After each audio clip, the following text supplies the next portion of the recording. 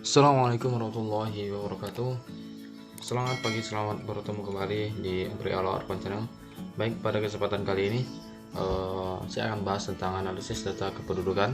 Ini merupakan lanjutan dari video sebelumnya tentang dinamika kependudukan di Indonesia.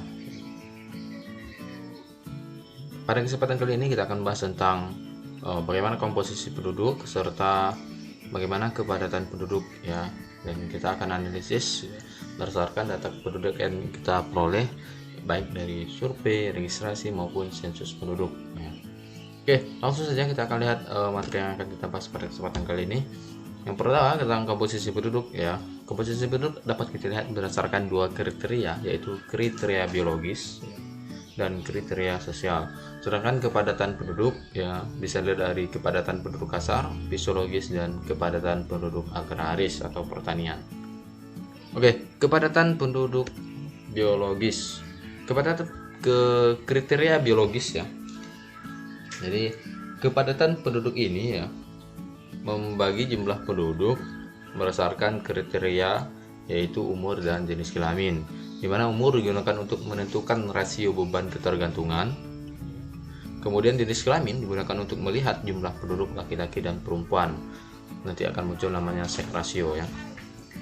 Oke, untuk rasio beban ketergantungan ya, kita dapat melihat bagaimana perbandingan jumlah penduduk yang usia produktif dengan penduduk yang non produktif ya, di mana tentunya jumlah usia penduduk yang produktif akan menanggung penduduk yang tidak produktif per 100 orang di setiap daerah ya. Oke, penduduk usia produktif ya usianya di antara 15 sampai 64 tahun ya. Jadi kalian yang umur yang udah kelas 11 ini ya termasuk usia produktif. Usia produktif artinya penduduk yang sudah bisa menghasilkan sesuatu ya, minimal dalam kategori komposisi penduduk ini bisa menghasilkan uang ya. Sedangkan usia non produktif yang tidak mampu ya atau belum mampu dan tidak mampu lagi untuk menghasilkan uang ya, itu usia dikurang dari 15 tahun, intinya belum bisa bekerja lah gitu ya, dan di atas 64 tahun.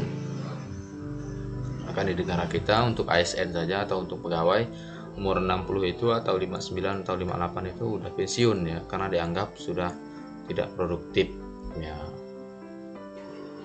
Walaupun tidak semuanya usia non produktif ini tidak lagi bekerja ya, kalau di kampung masih bisa bekerja ya kalau masih sehat. Oke, baik, kita akan bahas tentang rasio beban ketergantungan ya, dimana rumusnya penduduk usia non produktif usia 0 sampai 14 tahun ditambah 65 tahun ke atas dibagi dengan jumlah usia penduduk 15 sampai 64 tahun dikali 100. Tingginya angka ketergantungan atau beban ketergantungan ini menimbulkan beberapa masalah. Yang pertama, usia produktif akan menanggung beban berat dalam memenuhi kebutuhan golongan non-produktif.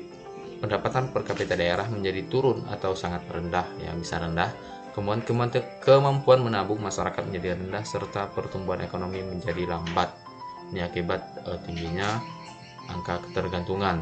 Yang lebih mengenaskan lagi ya, sudah angka ketergantungan ini tinggi ya karena usia non produktif, usia produktif tapi tidak produktif, sehingga menjadi beban ketergantungan lagi ya. Nah, harusnya dia udah usia produktif bisa menghasilkan uang atau udah bekerja, malah di usia produktif belum bisa menghasilkan atau jadi beban ketergantungan juga. Ini sangat miris sekali ya, dan ini terjadi di negara kita gitu, karena minimnya lapangan pekerjaan dan kurangnya SDM-nya. Lanjut, komposisi penduduk ya, kita lihat contoh soalnya. Jumlah penduduk di Desa Jelutung sebanyak 1.200 jiwa ya. Jumlah penduduk usia produktif sebanyak 800 jiwa. Berapakah rasio beban ketergantungannya? Kita cari dulu ya, karena rumusnya usia produktif dengan non produktif. Karena jumlah penduduknya 1.200, yang produktif 800, berarti yang tidak produktif 400. Maka kita masukkan ke rumus, jumlah penduduk non produktif 1.200 dikurang 800 ini dapat 400, jumlah produktif 800 dikali dengan 100 dikali 400 40.000 dibagi 800 dapat 50 jiwa. Artinya setiap 100 penduduk yang produktif menanggung 50 penduduk non produktif ya, separuh ya. Jadi dari total ini ya setiap 100 itu nanggung 50 gitu ya. Lanjut, komposisi penduduk berdasarkan jenis kelamin ya, dari kriteria biologisnya. Langsung saja kita masukkan ke rumusnya ya, dan contoh soal. Jumlah penduduk perempuan di kota Jawa sebanyak 180.000 jiwa, sedangkan penduduk laki-laki sebanyak 45.000 jiwa. Berapakah rasio kelaminnya atau seks rasionya? Jumlah penduduk laki-laki dibagi perempuan dikali 100 ya, 45 dikali 14, 180.000 ya, dikali 100 sama dengan 25 jiwa. Artinya setiap 100 penduduk perempuan terdapat 25 laki-laki. Ini 4:1 ya. Jadi setiap 100 penduduk ada 25 laki-laki. Ini sangat sedikit sekali penduduk laki-lakinya. Kemudian berdasarkan rasio tadi dari jenis kelamin dan umur tadi ya, komposisi umur dan jenis kelamin dapat disajikan dalam bentuk piramida penduduk ya, di mana piramida penduduk merupakan representasi atau penggambaran komposisi penduduk satu daerah dalam jangka waktu tertentu berdasarkan umur dan jenis kelamin. Di mana piramida penduduk itu secara umum dibagi menjadi 3. Yang pertama ada namanya piramida penduduk muda, ekspansif seperti ini, seperti segitiga sama kaki. Kemudian piramida stasioner seperti granat nanas ya. Yang ketiga adalah piramida penduduk muda, penduduk menengah ya, dan piramida penduduk tua berbentuk konstruktif atau seperti batu nisan. Seperti apa gambarannya masing-masing ya. Oke, kita lihat satu-satu ya. Piramida penduduk muda ini merupakan piramida yang terjadi pertumbuhan penduduk secara cepat, di mana angka kelahiran lebih tinggi dibanding angka kematian. Biasanya menggambarkan keadaan penduduk negara berkembang seperti Indonesia ya, India dan Filipina. Seperti ini ya. Jadi ini umurnya, ini laki-laki perempuannya. Jadi umur 0 sampai 30-an ini tergolong banyak, sedangkan umur yang ini lebih sedikit ya.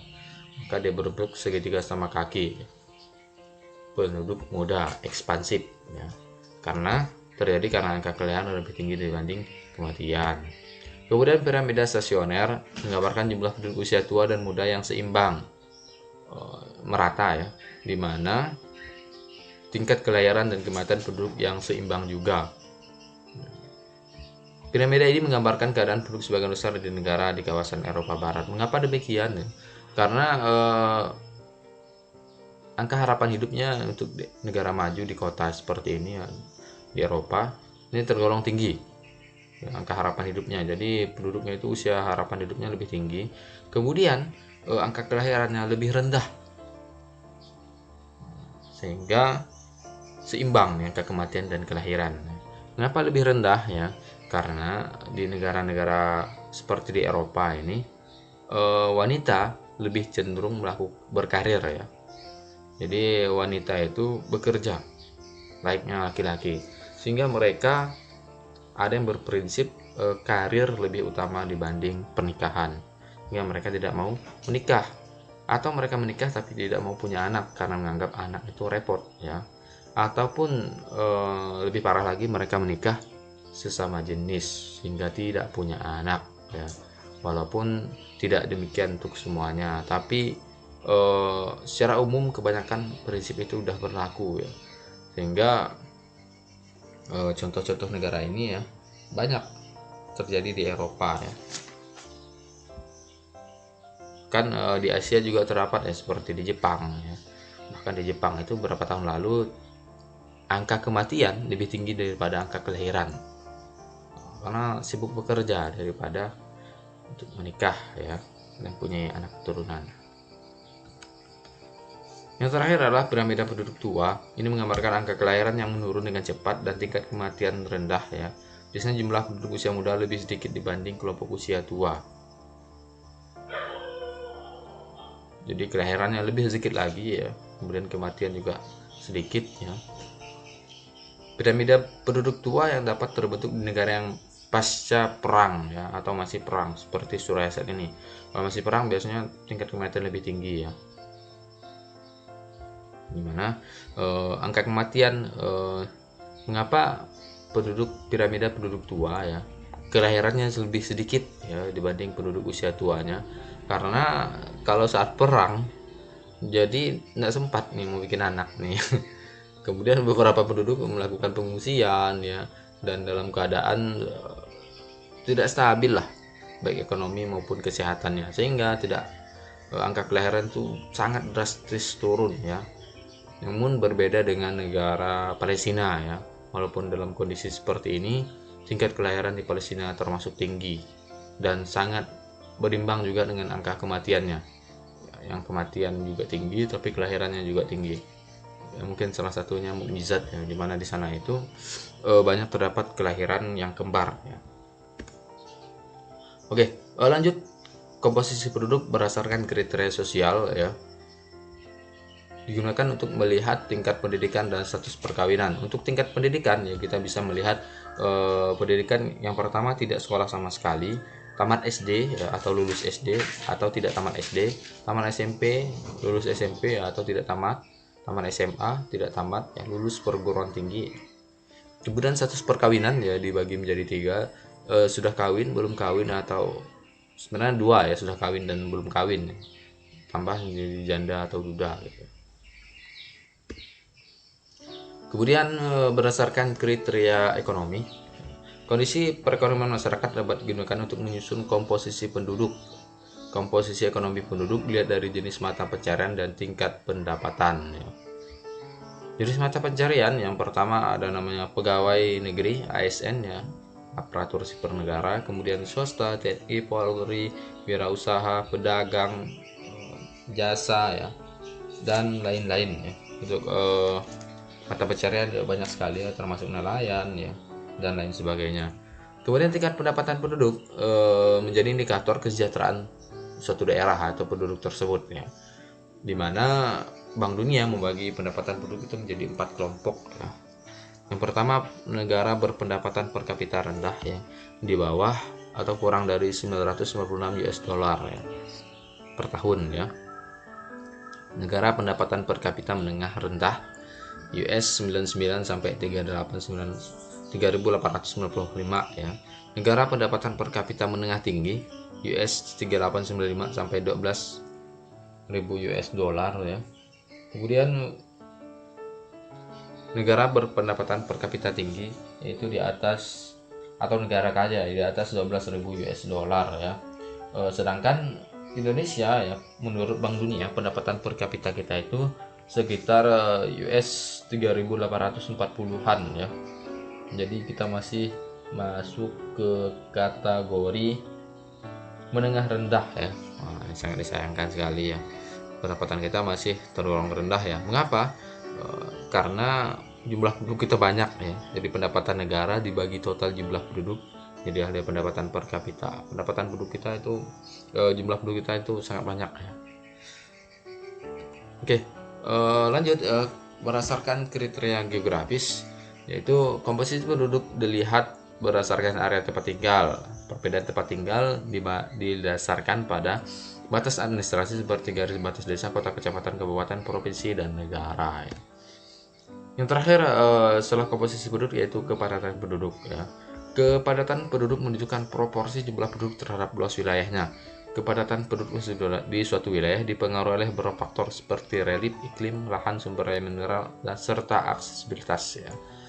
Kepadatan penduduk dibagi menjadi 3, ada kepadatan penduduk kasar, fisiologis, dan agraris. Apa itu kepadatan penduduk kasar? Yaitu kepadatan penduduk secara umum ya, dimana jumlah luas lahan suatu wilayah dibagi jumlah penduduk suatu wilayah dibagi dengan luas wilayah tersebut. Contoh soalnya, jumlah penduduk desa Meranti 5.000 jiwa, luas lahannya 100 km. Berapakah kepadatan penduduk kasar desa Meranti? Kita bagi saja 5.000 dibagi 100 dapat 50 jiwa. Artinya setiap 1 km luas lahan terdapat 50 penduduk yang tinggal di sana. Termasuk masih tidak padat lah ya. Kalau Jakarta sangat padat sekali. 1 km bisa sampai belasan ribu ya penduduk yang tinggal di sana. Kalau kita Kalimantan termasuk masih longgar ya, tidak padat. Kepadatan penduduk fisiologis ini berdasarkan luas lahan pertanian ya. Contohnya jumlah penduduk desa penjajah 3.600 jiwa, luas lahan desa tersebut 300 km. Berapakah kepadatan penduduk desa penjajah? Jumlah penduduk dibagi luas lahan pertanian ya, 3.600 sebagai 100. Artinya setiap 1 km luas lahan pertanian terdapat 36 penduduk ya. Yang terakhir adalah kepadatan penduduk agraris. Jumlah penduduk petani suatu wilayah dibagi dengan luas lahan pertanian. Nah, ini jumlah penduduk petaninya yang dilihatnya. Contoh soal ya, jumlah penduduk desa Melati 2.800. Kemudian 2.400-nya bermata pencarian sebagai petani. Ini desa petani ya. Luas lahan tersebut 120 km persegi ya. Berapakah kepadatan penduduk agrarisnya? Jumlah penduduk petani dibagi luas lahan pertanian 2.400 dibagi 120 ya, dapat 20 jiwa. Artinya setiap 1 km luas lahan pertanian terdapat 20 penduduk bermata pencarian sebagai petani. Oke, demikianlah pembahasan terkait dengan materi komposisi penduduk dan kepadatan penduduk atau analisis data kependudukan. Semoga materi ini bermanfaat. Tunggu terus update